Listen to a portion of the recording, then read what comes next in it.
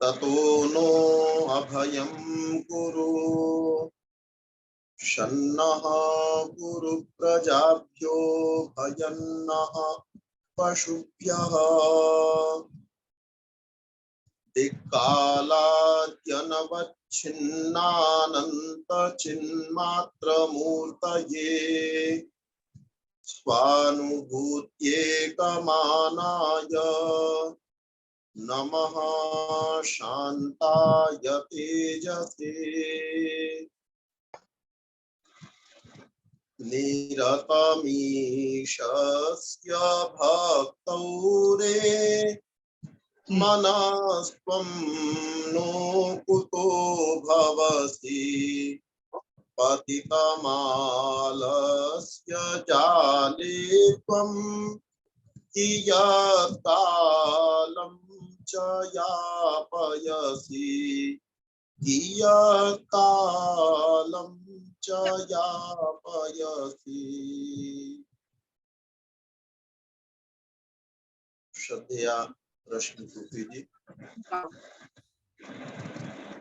विनोद जी, अन्य सभी सहयोगी, वंदनीय मातृशक्ति पद्म पुरुषों, बहुत सुंदर चर्चा कठोपनिषद को लेकर के चल रही है और उसमें मध्य में अष्टांग योग को हम लेकर के चर्चा कर रहे हैं। एक प्रश्न मित्तल जी की तरफ से आया हुआ है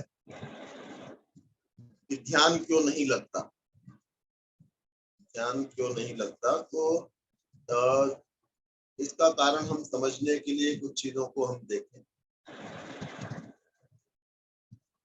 बहुत सारे बच्चों के साथ ऐसा होता है, पढ़ने वाले जो बच्चे हैं, विद्यार्थी जो पढ़ने वाले हैं, परीक्षा के दिन मान लीजिए परीक्षा सुबह 9 बजे है और 6 बजे वो उठ चुके हैं, 7 बजे तैयार हो चुके हैं या कई बार बिना तैयार हुए।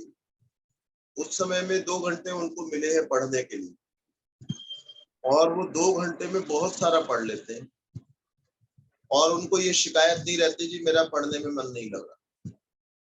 2 घंटे पढ़ने के बाद वो इतना पढ़ लेते हैं 2 घंटे में और इतना ध्यान से पढ़ रहे होते हैं, एक तो उनको समय का नहीं पता चलता कितना समय बीत गया, उनको ये लगता है समय बहुत जल्दी बीत रहा है और उनको ऐसा भी लगता है 2 घंटे के बाद अगर मुझे 2 घंटे और मिल जाते तो पता नहीं कितनी मैं तैयारी कर पाता, और ये वास्तविकता भी। तो ये और पिछले दिनों में उनका मन नहीं लगता, उससे पिछले दिनों में पूरा वर्ष उनके पास में था। अगर सेमेस्टर वाली परीक्षाएं थी तो पूरा सेमेस्टर उनके पास में था, पूरे 6 महीने उनके पास में थे, लेकिन उस समय उनका मन नहीं लग रहा था। आज जिस दिन इनकी परीक्षा थी तो इनका मन इतना अच्छे से लग रहा था, वही वाला वही मन है, कोई मन बदला नहीं है कि उस दिन मन कुछ और था आज कुछ मन और है, ऐसा नहीं है। हुआ क्या है कि आज उनको इसका महत्व पता है कि आज मैंने पढ़ाई नहीं की तो आज पता नहीं क्या नुकसान मेरा हो। ऐसे ही हम लोग सारे के सारे सड़क पार करते हैं। सड़क पार करते हुए कोई ऐसी सड़क है जहां पर बहुत तेज रफ्तार से ट्रक आ रहे हैं, जा रहे हैं, गाड़ियां आ रही हैं, जा रही हैं और हमने सड़क के उस पार भी जाना है, हम में से किसी ने भी। तो ऐसा नहीं हो सकता कि हमारा ध्यान कहीं भी नहीं जाएगा, हम बहुत ध्यान से उसी सड़क पर देखते रहेंगे, हमारा ध्यान भटकेगा नहीं, मन नहीं भटकेगा। चाहे कुछ भी और होता रहे, कोई भी और चीज हो, हम उसके बारे में विचार नहीं करेंगे। हमारा ध्यान केवल कहाँ पर रहेगा कि ये जो ट्रक है, क्योंकि हमको वहां क्यों रहता है वहां पर, क्योंकि हमको इस बात की जानकारी है कि मैंने थोड़ा सा भी यहाँ से ध्यान हटाया तो बहुत बड़ी हानि मेरी हो सकती है। इसलिए सबका ध्यान कोई नहीं कहता जी सड़क पार करते हुए मेरा ध्यान कहीं और था। सामान्य अवस्थाओं में देखो कोई है ही पागल तो और बात है, अन्यथा कोई भी व्यक्ति का ध्यान सड़क पार करते हुए पूरे का पूरा मन वहीं पर रहता है। मन एक जड़ पदार्थ है, ये समझने की बात है कि मन एक जड़ पदार्थ है, हम उसको जहां चाहे वहां लगा सकते हैं। बात क्या है कि हमको उसका महत्व पता होना चाहिए। सड़क पार करते हुए हमको इस बात का महत्व पता है कि मैंने अपने मन को जरा सा मैं इधर उधर लेकर के गया और पता नहीं यहाँ पर क्या हो जाए। जब बच्चे को पेपर देने के लिए जाना है तो उसको इस बात की जानकारी है कि अगर मैंने इस समय जो है ना मैंने अपना मन कहीं और इधर उधर लगा दिया, इस समय क्रिकेट मैच देखने का समय नहीं है, इस समय तो इसी का समय है। जब ये बात समझ में आ गई तो 2 घंटे कब हो गए उसको पता ही नहीं चला। वो जो 2 घंटे उसको बैठाना मुश्किल होता था, किताब खोल के किसी को दिखाने के लिए बैठ जाता था, फिर भी उसको पानी की प्यास लगती थी, फिर उठता था, फिर सोचता था अभी जो है ना कोई गेट खटका है तो वहां उठ करके चला जाऊं। अब उसको कोई पानी की नहीं याद आ रही, कोई भूख की नहीं याद आ रही, किसी चीज की याद नहीं आ रही, क्योंकि उसको इस बात का महत्व पता है कि मैंने अगर इस समय भी पढ़ाई नहीं की तो जो लाभ अभी हो सकता है वो लाभ मुझे नहीं हो।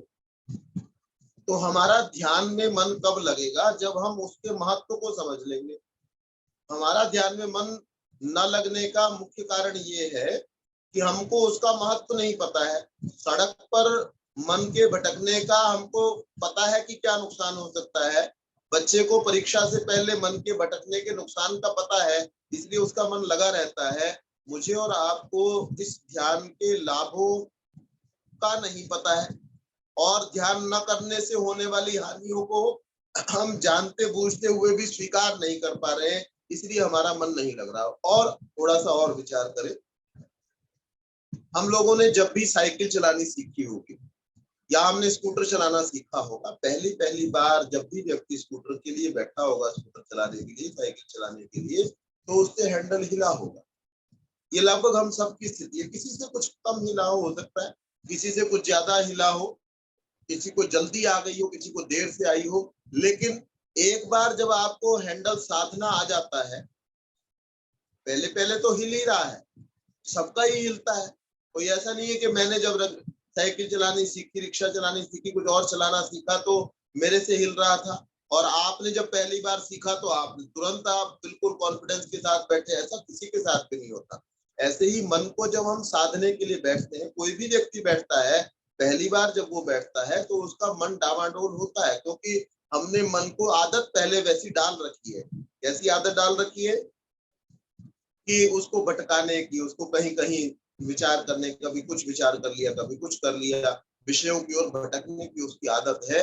वो आदत उसकी जन्म जन्मांतरों से है। तो उसको हम एक स्थान पर जब करना चाहेंगे तो शुरू में समय वो जरूर लगाए, और समय लगने के बाद जैसे हैंडल एक बार हमारे जब नियंत्रण में आ जाता है, उसके बाद बिना हैंडल पकड़े भी हम साइकिल चलाने वाले हो जाते हैं। या वो अभ्यास के द्वारा हो रहा है। पहले हमने हैंडल पकड़ करके कि वो कांपे नहीं, जिधर हम ले जाना चाहते हैं उधर ही जाए, हमने वैसा अभ्यास किया। उसके बाद एक हाथ से अभ्यास करना चाहा तो वो भी हुआ, फिर 2 हाथ छोड़ करके अभ्यास करना चाहा वो भी हुआ। फिर ऐसे ऐसे साइकिल के अभ्यासी हुए जिन्होंने जो है ना वो साइकिल के ऊपर करतब दिखा रहे हैं, और साइकिल के ऊपर खड़े हो गए, साइकिल फिर भी ठीक चल रही है। ये सारे लगातार लंबे अभ्यास से हुआ है। जो साइकिल के ऊपर खड़े होकर के साइकिल को चला रहा है और उचित दिशा के अंदर मोड़ भी रहा है, और उसकी साइकिल कहीं टकरा भी नहीं रही है, ये क्या है? अभ्यास के द्वारा हुआ है। ऐसे ही मुझे मन को केंद्रित करना है, एक स्थान पर लगाना है, तो उसको मुझे अभ्यास के द्वारा केंद्रित करना होगा। जितना ज्यादा मैं प्रयास करूंगा उतना ज्यादा ये केंद्रित हो जाएगा। दूसरी चीज क्या है, अगर हमने उपासना ठीक रीति से नहीं की, ध्यान लगाना तो आपको आ जाएगा। ध्यान लगाना आपको कब आ जाएगा? कि आपको मन को एकाग्र करना आ गया, है ना, आपको कोई गलत चिंतन नहीं आ रहे हैं उतने समय में, जितने समय आप चाह रहे हैं, जितने समय का आपका अभ्यास हो गया है। लेकिन अगर आपने उपासना ठीक रीति से नहीं की, उपासना की ठीक रीति क्या है? हमको ईश्वर के गुण कर्म स्वभावों का चिंतन करना, और उसके साथ में ये संकल्प करना कि मेरे अंदर भी जो गुण कर्म स्वभाव आ सकते हैं, जैसे मनुष्य प्रयास पूर्वक अपने बल की वृद्धि कर सकता है, लेकिन कोई सोचे जी मैं खली के समान बलवान हो जाऊं, तो उसके लिए बहुत सारी चीजें आवश्यक है। कोई कहे मैं प्रयास करता रहूंगा जी, और एक दिन एक्सरसाइज करते हुए, दंड लगाते हुए, बैठक लगाते हुए मैं खली के समान हो जाऊंगा, तो ऐसी असंभव कल्पनाएं नहीं करनी चाहिए। लेकिन जितना हम चाहते हैं, अगर हम उपासना ठीक रीति से करेंगे तो हमको भरपूर लाभ होगा उसका। ठीक रीति से नहीं करेंगे, हमने केवल ध्यान का अभ्यास किया, ध्यान का अभ्यास किसी चोर को भी हो सकता है। एकाग्र मन को करना ये अभ्यास की चीज है। जैसे हैंडल को साधने का अभ्यास जो है, हैंडल को साधना ये हर व्यक्ति को हो सकता है। कोई अच्छा व्यक्ति और बुरा व्यक्ति हो, दोनों को हो सकता है। जैसे हैंडल एक जड़ पदार्थ है, साइकिल का, स्कूटर का हैंडल जो है जड़ पदार्थ है, ऐसे ही आपका मन जड़ पदार्थ। और अभी पिछले दिनों कुछ लोग जो है ना, सुनारियां एक जेल है, सुनारियां एक जेल का नाम है, रोहतक के अंदर वो जेल, रोहतक हरियाणा में एक शहर का नाम रोहतक, और वहां पर जेल है जिसका नाम है सुनारियां। कोई गांव होगा या आसपास कोई जगह होगी छोटी जिसका नाम सुनारियां होगा, तो वहां की जेल को सुनारियां जेल कहा। अब उस सुनारियां जेल के अंदर राम रहीम भर्ती हुए। उनको गिरफ्तार करने के बाद में, अरेस्ट करने के बाद जब सजा घोषित हो गई, तो उनको अंदर वहां सुनारियां जेल में रखा गया। अब उसके बाद जो उस समय में वहां जेल में कैदी और थे, वहां तो रोज कैदी नया आता है, कोई पुराना कैदी छूट के जाता है जिसकी सजा पूरी हो गई या किसी पेरोल मिल गई, 100 कारणों से कोई आता है कोई जाता है। अब वहां से जो छूट करके आए, अब ये व्यक्ति बुरा है सब जानते हैं, अन्यथा इतने बड़े व्यक्ति को जिसके इतने फॉलोवर्स हो और जिसके इतने जो है ना, जिसको वो कह दे नाली में कूद जाओ तो नाली में जाकर के सफाई करने वाले हो, अंधे जिसके भक्त हो, ऐसे व्यक्ति को कौन सी सरकार है जो बिना कारण के, कौन सा कोर्ट है जो उचित कारण के बिना जो है अंदर जेल के अंदर डाल दे, सजा कर दे, सेंटेंस कर दे। तो सेंटेंस हुई और उसके बाद में बहुत सारे कैदी और हैं, तो उनको सबको, क्योंकि इतना प्रसिद्ध व्यक्ति है, उसके विषय में सारी जानने की इच्छा, सेलिब्रिटी है वो, तो उसको जानने की इच्छा, ये खाता कैसे, ये बैठता कैसे, उठता कितने बजे है, लेटता कितने बजे है। बहुत दिन तक तो अखबारों में यही आता रहा कि आज राम रहीम इतने बजे जेल के अंदर घूम रहा था, इतने दिन तक ये होता रहा, इसके बाद वो ऐसा हुआ, फिर वो करवटें बदल रहा था, इत्यादि इत्यादि चर्चाएं भी होती है, लोग उसको पढ़ रहे थे। अब उसके बाद वहां से कैदी कोई छूट करके आया, और छूट करके आया तो किसी पत्रकार ने, जो टीवी पर ये जी न्यूज वाले और लोग आते हैं, तो इनके किसी ने एक कैदी को ही बुला लिया कि आप आओ जी हमारे यहाँ, आपकी सजा पूरी हो गई, आपके साथ चर्चा करनी। चर्चा किस बारे में करनी है? चर्चा ये करनी है राम रहीम जो है वो वहां क्या कर रहे हैं। तो उसने, कैदी ने बताया टीवी पर बैठ करके कि वो व्यक्ति पौना घंटा रोज सुबह और शाम को आंख बंद करके बैठता है। तो पौना घंटा, हम कई बार ये सोचते हैं कि जो भी व्यक्ति आंख बंद करके बैठेगा वो व्यक्ति जो है वो उसमें सुधार आ ही जाएगा, ये कोई अनिवार्य नहीं है। अगर हमने अंदर प्रयास क्या किया, मान लीजिए मैं आंख बंद करके बैठा हूँ और आंख बंद करके बैठ के मैं हिसाब कर रहा हूँ, हिसाब किताब लगा रहा हूँ। मैंने अभी एक व्यक्ति, एक जगह मुआना सफीदों के पास में एक जगह है, पानीपत से 30-40 किलोमीटर दूर, और दिल्ली से भी लगभग 100 किलोमीटर के आसपास दूर होगा। तो वहां मैं पहले भी कई वर्ष पहले गया था व्याख्यान के लिए, अभी गया था कुछ कुछ समय पहले। तो वहां जब व्याख्यान दिया तो पहले भी एक व्यक्ति को मैंने पहचाना, वो लिखता पढ़ता ही रहता है कुछ। पिछली बार भी जब मैं गया 3 दिन तक कार्यक्रम था, सुबह दोपहर शाम, वो लिखता रहता था। मैंने सोचा शायद कोई दान दून का हिसाब लिखते होंगे, कोषाध्यक्ष होंगे, मुझे ये नहीं पता था। अधिकारी हैं ये तो पता था, लेकिन क्या अधिकारी हैं और क्या लिखते हैं मैंने कभी कापी उनकी देखने का प्रयास नहीं किया। दूर से लगता है वो व्याख्यान कभी सुनेंगे ही नहीं, वो उसी में लगे होते हैं, मैंने तो हिसाब करते हैं। अब मैंने किसी और से पूछा तो वो कहने लगे जी वो तो कोई दुकानदार है और दुकान का हिसाब वहां लेकर के आ जाता। अब मैं नहीं, हो सकता है ये बात सत्य हो, लेकिन जिसने कहा वो भी विद्वान थे, जिन्होंने बताया मेरे को कि वो दुकान का हिसाब अपना लेकर के। अब ऐसा व्यक्ति बैठा तो सत्संग में हुआ है, अब वो कितना लाभ उसका उठा पाएगा ये समझना मुश्किल है। आपने आंख बंद कर ली है, और आंख बंद करके आपने किया क्या है अंदर, ये भी महत्वपूर्ण। आंख बंद में वही उदाहरण आपको दे रहा हूँ, राम रहीम जिसके ऊपर ये आरोप लगा और सिद्ध हुआ कि उसने बंदूक दिखा करके, लड़कियों को बंदूक भी दिखाई, बहुत सारे व्यक्तियों को मारा, मार करके और नहर के अंदर काट करके फेंक दी, न जाने कितनी कितनी बातें जो है। और एक पत्रकार जिसने उसके विरुद्ध, उसके गलत कार्यों के विरुद्ध लिखा, उसको मार दिया गया, रामचंद्र छत्रपति जिसका केस चला, और उसके वो व्यक्ति भी पौना घंटा रोज जेल के अंदर बैठा हुआ भी, उसको भी कोई ना कोई प्रकार का ध्यान का अभ्यास है, अन्यथा सामान्य आदमी पौना घंटा आंख बंद करके नहीं बैठेगा। मैं आपसे ये निवेदन कर रहा हूँ, ध्यान एक चीज है और उसके अंदर उपासना करना दूसरी चीज, परमेश्वर के समीप हो जाना अलग चीज है। उपासना क्या होगी, आपने ध्यान किया, ध्यान की चर्चा आगे आने वाली थी लेकिन प्रश्न आ गया था इसलिए मैंने उसको पहले ही ले लिया। तो ध्यान का अभ्यास आपका हो सकता है, लेकिन केवल ध्यान का अभ्यास नहीं करना है, विषयों से रहित हमारा मन हो जाए इसका अभ्यास करना है, अच्छी चीज है। लेकिन साथ में आपको ईश्वर के गुण कर्म, ये उसका मुख्य भाग है। उपासना का ये मुख्य भाग है कि मुझे परमेश्वर के गुण कर्म स्वभावों को सोचना है और मेरे अंदर परमेश्वर पवित्र है, मुझे पवित्र बनना है, संकल्प करना है और अपनी बुराइयों को साथ में सोचना है, परमेश्वर की अच्छाइयों को साथ में सोचना है और संकल्प करना है कि मुझे भी, हे भगवान आपके पास में बहुत सामर्थ्य है, आप पवित्र भी हैं, तो मुझे अपने जैसा पवित्र आप बना दीजिए। जितना पवित्र मैं हो सकता हूँ उतना पवित्र मुझे आप बना दीजिए। ऐसे ही परमेश्वर जो है वो दयालु है, न्यायकारी है, सारी दुनिया को बहुत कुछ देने वाला है। ये प्रार्थनाएं आप करेंगे तो ये आएगा। आपने प्रार्थना कुछ भी नहीं किया, आपने आंख बंद करके आप बैठ गए, तो आपको ध्यान लगाना तो आ जाएगा, कि एकाग्र होना आ जाएगा, कि आपका मन एकाग्र हो जाएगा, उसका कुछ लाभ तो होगा। लेकिन जो आंख बंद करने का, उपासना करने का जो वास्तविक लाभ होना चाहिए वो लाभ नहीं है। एक जगह पर मैं नाम नहीं लूंगा, एक कुछ लोग बहुत प्रकार के ध्यान की पद्धतियां, वो जो वैसी पद्धतियां जो योग दर्शन के अनुकूल नहीं। ध्यान की पद्धतियां वास्तविक कौन सी हैं? जो योग दर्शन के अंदर लिखा हुआ है उसको समझना, मन की अवस्थाओं को समझना और उसके अनुसार चलना, वो तो ठीक पद्धति है। अब बहुत सारे लोग ध्यान के नाम पर, योग के नाम पर इतना जगतपाल फैला हुआ है। एक जगह मैं जानने की इच्छा से एक शिविर मैंने 2-3 दिन के लिए अटेंड किया, तो वहां जो है ना वो ध्यान करवा रहे हैं, बोले लेट जाइए, तो लेट गए। अब लेट जाने के बाद में कह रहे हैं आप ये कल्पना कीजिए कि आपका जन्म एक नीग्रो परिवार में, फिर आप कल्पना कीजिए साउथ अफ्रीका के अंदर आपका जन्म हुआ है, आपका वैसा ही दिल डॉल है, आप सब कुछ वैसे के वैसे हैं। फिर आप कल्पना कीजिए आप जर्मनी में और एक ऐसे संपन्न परिवार के अंदर जन्म हुआ है, फिर आप एक गरीब परिवार के अंदर आपका जन्म हुआ है, वनवासी प्रजातियों में आपका जन्म हुआ है।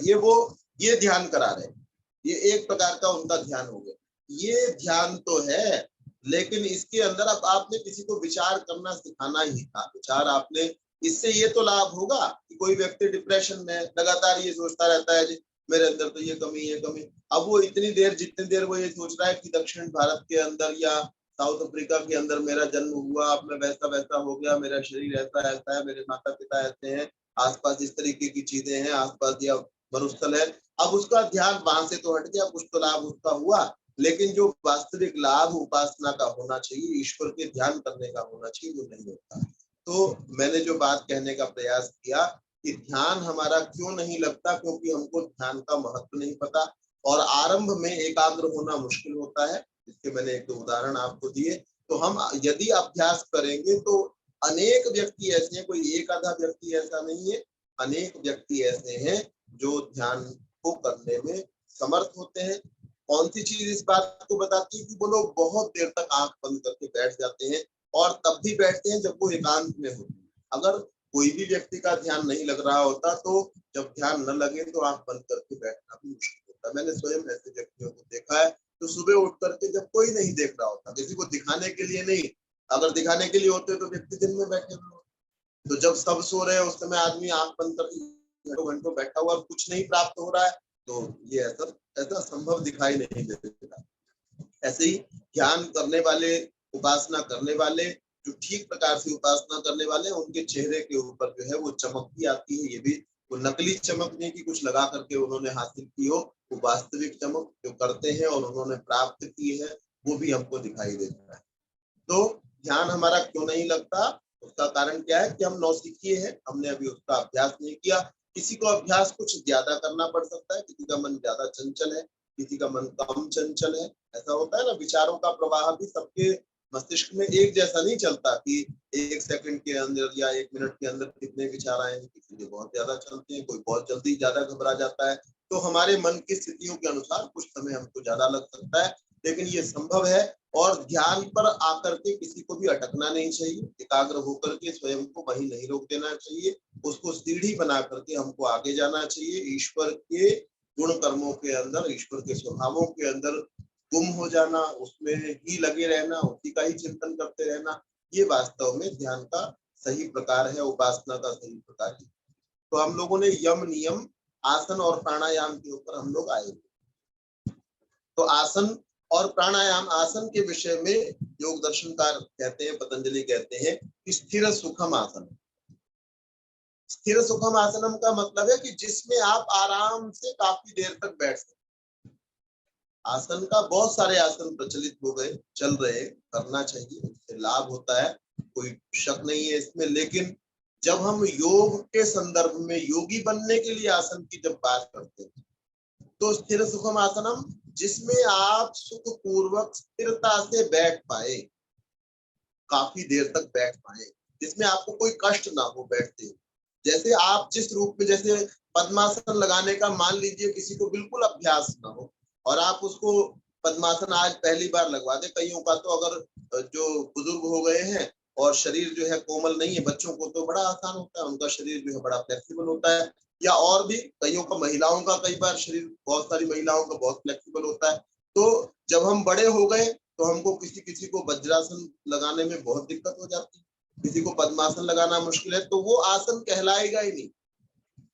ऋषि के अनुसार, योग दर्शनकार के अनुसार, पतंजलि के अनुसार वो आसन नहीं है उसके लिए। 80 साल के व्यक्ति के लिए अगर उसको पद्मासन में आपने बिठा दिया तो वो उसके लिए आसन ही नहीं है, क्योंकि परिभाषा क्या है? स्थिर सुखम आसनम, जिसमें आप स्थिरता पूर्वक आराम से देर तक बैठ पाए, वो आसन है।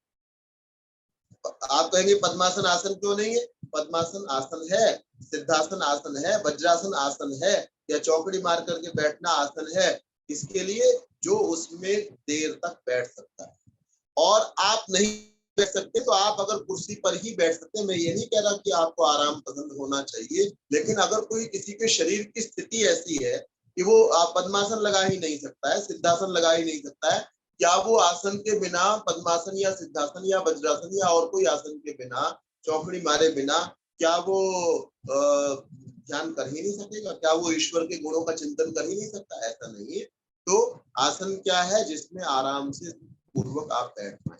बाकी और तरीके के आसन प्रचलित हैं, वो करें नहीं करें वो आपकी बात है, लेकिन योगी बनने के लिए एक ऐसा आपको सिद्धि होनी चाहिए आसन की। आसन की सिद्धि का मतलब है कि आप किसी भी अवस्था में, किसी भी तरीके से काफी देर तक आराम से बैठ सके, उसमें आपको कोई कष्ट। तो आसन जो है वो योगी बनने में सहायक है, क्योंकि योगी बनने में आपको एक किसी ना किसी तरीके से बैठना तो होगा ही। तो बैठना होगा तो उसमें बैठने का आपका अभ्यास होना चाहिए। ये आसन। प्राणायाम, प्राणायाम जो है प्राणों का आयाम, आयाम का मतलब है दीर्घता। प्राण जो है, एक बड़ी सुंदर बात कही गई कि ऋषयो दीर्घ संध्यत्वा दीर्घमायु वाप्य, कि हमारी जो दीर्घायु जो ऋषियों की होती है, कैसे होती है? दीर्घ संध्या, क्योंकि उन्होंने लंबे समय तक संध्या की। प्राणायाम से, आसन से भी बहुत सारे लोगों को आयु जो है लंबी प्राप्त होती है, ऐसा बताते हैं लोग। 100 वर्ष से ऊपर वाले भी हैं जो निरंतर आसन कर रहे हैं, प्राणायाम करने में लगे हुए हैं। तो ऋषियों ने कैसे दीर्घायुष्य को प्राप्त किया? दीर्घ संध्यत्वात्, क्योंकि वो दीर्घ लंबे समय तक आंख बंद करके बैठे, ईश्वर के विषय में उन्होंने विचार किया, इस कारण से उनको दीर्घायुष्य की प्राप्ति हुई। 400 वर्ष तक की आयु की प्राप्ति जो है वो उनको। तो प्राणायाम, प्राणों की लंबाई को हमको करना है, प्राणों को लंबा करना है। प्राण को, कुछ लोग कहते हैं कि मनुष्य की आयु निश्चित है। स्वामी विशुद्धानंद जी बदायूं के एक बहुत बड़े विद्वान हुए, पंडित विशुद्धानंद जी, बहुत बड़े विद्वान थे, बहुत सरल चित्त। तो उनको जो है वो किसी को ये प्रकट नहीं करते थे। अगर किसी ने उनको डांट दिया, कुछ कह दिया, वो एक बार किसी गुरुकुल के अंदर थे, अभी गुरुकुल शायद एटा गुरुकुल, मुझे गुरुकुल का नाम नहीं ध्यान, और उनको लगा भाई लोग मुझे प्राय जानते, बड़े छोटे से कद के, बड़े सामान्य से लगते, तो उनको लगा कि भाई मुझे जानते होंगे। तो किसी आचार्य को जो पढ़ाता था व्याकरण, कुछ पूछ लिया उन्होंने, सहज भाव से पूछ लिया भाई। अब पूछा तो उनको उत्तर तो आता नहीं था, उन्होंने झिड़क और दिया, झिड़क दिया, उनको पता नहीं था कि ये विद्वान है इतने बड़े। उसके बाद भी उन्होंने कुछ नहीं कहा कि मेरा नाम विशुद्धानंद है और कुछ, कोई बात नहीं, बस उनकी बात सुन करके, तो बड़े सरल प्रकृति के उन्होंने इस विषय पर एक पुस्तक लिखी कि मनुष्य की आयु निश्चित है या अनिश्चित।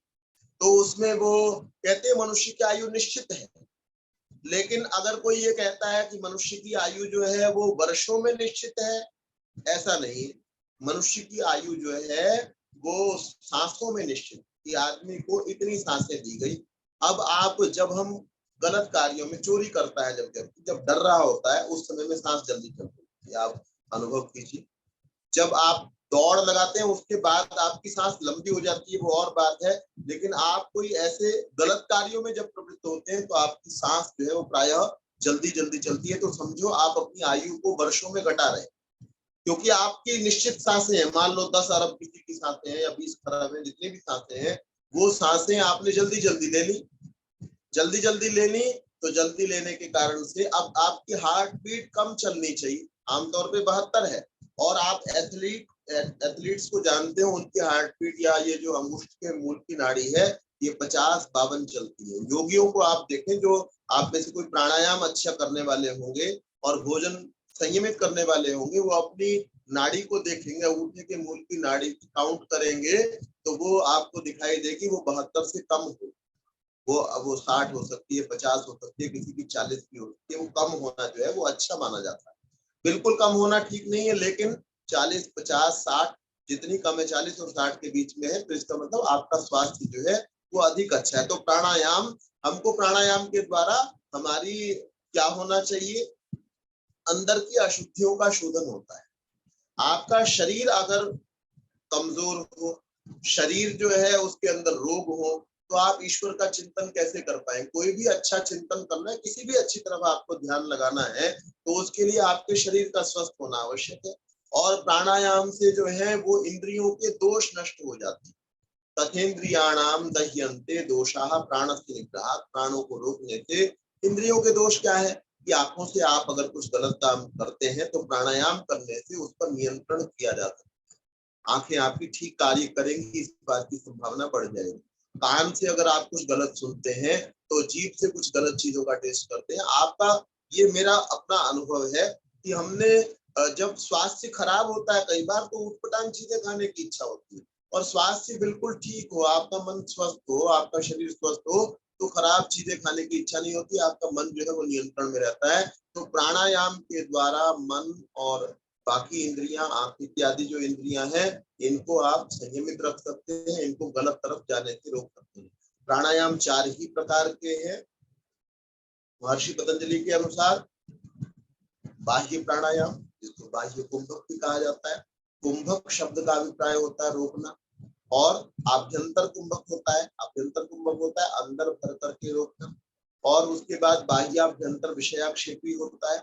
एक स्तंभ वृत्ति प्राणायाम होता है। ये 4 ही प्रकार के प्राणायाम है, और पहले ही दिन हमको 4 प्रकार के प्राणायाम नहीं करने होते। अनेक वर्षों तक व्यक्ति को बाह्य कुंभक करना चाहिए, जिसकी विधि मैंने एक दिन आप सभी के सामने रखी थी। उस प्राणायाम को करने से ये मैं निश्चित इस बात को समझता हूँ कि बाह्य कुंभक से आपके सारे रोग जो पेट से संबंधित है वो दूर हो जाते हैं। और पेट जो है वो बहुत सारी बीमारियों का शरीर में कारण है। तो जब पेट ठीक होगा तो बाकी बीमारियां भी नहीं होंगी। तो इसका शारीरिक लाभ भी आपको निश्चित रूप से प्राप्त होता है। जहां ये योग में, योगी बनने में सहयोगी है वायु कुंभक आपको, वहां ये सामान्य शरीर के लाभ के लिए भी उपयोगी है। हम में से जिनकी आयु बहुत अधिक हो चुकी है उनको नए सिरे से अभी ऐसे प्रयास नहीं करने चाहिए। लंबे सांस लेना, जैसे अनुलोम विलोम हम लोग करते हैं, तो अनुलोम विलोम इत्यादि जब करते हैं वो कोई भी कर सकता है, उसमें किसी को हानि होने की संभावना नहीं। लेकिन बाह्य कुंभक अगर आप कर रहे हैं और अगर आप तीव्र गति से नहीं चल सकते, मैं उस व्यक्ति को बुजुर्ग कहता हूँ। जब मैं अब इस समय जो बुजुर्ग कह रहा हूँ वो बुजुर्ग हैं, वो बड़ी आयु के हैं, जो तेज गति से नहीं चलते, जिनकी गति बहुत धीमी हो गई है, बड़े आराम आराम से चल पाते हैं, तेज गति से नहीं चल पा रहे हैं, या तेज गति से कुछ और भी नहीं कर पाते, हाथों को हिलाना है बहुत तेज गति से नहीं कर पाएंगे। तो मतलब जिनको लगता है कि हम लोग शिथिल हो चुके हैं, ढीले पड़ चुके हैं, अब वैसी बात हमारे अंदर नहीं है। जो तेज गति से चल पा रहा है, तेज गति से और कुछ काम कर पा रहा है, वो व्यक्ति, मान लीजिए किसी के पैर में कोई चोट लगी, उस समय चलने को हम बुजुर्ग होने से नहीं जोड़ेंगे। कुछ और क्रियाएं जब आप तेज गति से कर पा रहे हैं, इसका मतलब अभी आप स्वस्थ हैं और आप इस कुंभक, बाह्य कुंभक का अभ्यास कर सकते हैं। किसी को हार्ट आदि की समस्या है तो वो विचार पूर्वक इन कार्यों कर रहे। यद्यपि लंबे सांस लेने में कोई समस्या नहीं, लेकिन बाह्य कुंभक आपको जो करना है, ये जिसके पास सामर्थ्य है वही कर सकता है, उसी को करना चाहिए। सामर्थ्य उस हर एक व्यक्ति के पास में जिसको कोई शुगर, बीपी इत्यादि ज्यादा बड़ा कोई रोग नहीं, और जो शरीर से बहुत ज्यादा शिथिल नहीं हो गया। तो समय और इजाजत नहीं देता, 2-4 मिनट के अंदर ही शायद ये समाप्त हो जाएगी। तो आज थोड़ी सी चर्चा ध्यान को लेकर के जो प्रश्न था उसको लेकर के हुई, और आसन और प्राणायाम। आसन का ऐसा मतलब न समझे कि हम ये वाला आसन नहीं कर पाते तो हम कुछ योगी नहीं बन पाएंगे, ऐसा नहीं है। अपितु हम स्थिरता पूर्वक जिस आसन के अंदर बैठ पाए वही आसन है। और प्राणायाम 4 प्रकार के हैं, वो आपके सामने रखिए। वायु कुंभक की विधि पहले आपके सामने रखी जा चुकी है। अब शांति पाठ होगा, उसके बाद कोई प्रश्न होगा और समय होगा तो दिया। ओम द्यौः शान्तिरन्तरिक्षं शान्तिः पृथिवी शान्तिरापः शान्तिरोषधयः शान्तिः वनस्पतयः शान्तिर्विश्वे देवाः शान्तिर्ब्रह्म शान्तिः सर्वं शान्तिः शान्तिरेव शान्तिः सामा शान्तिरेधि। ओम शांति शांति शांति। सभी को सादर प्रणाम। सभी का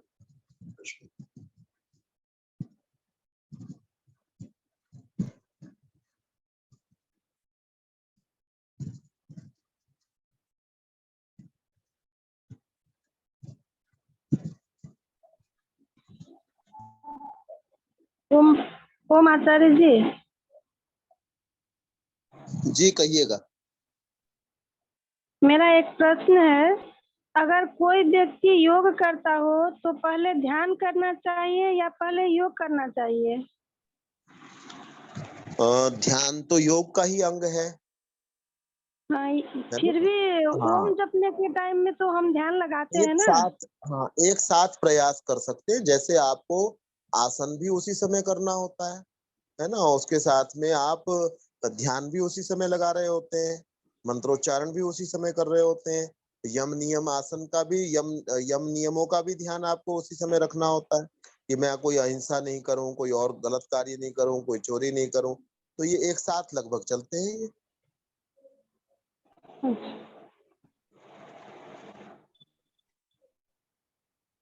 आचार्य जी, मेरा ध्यान ही नहीं लगता है।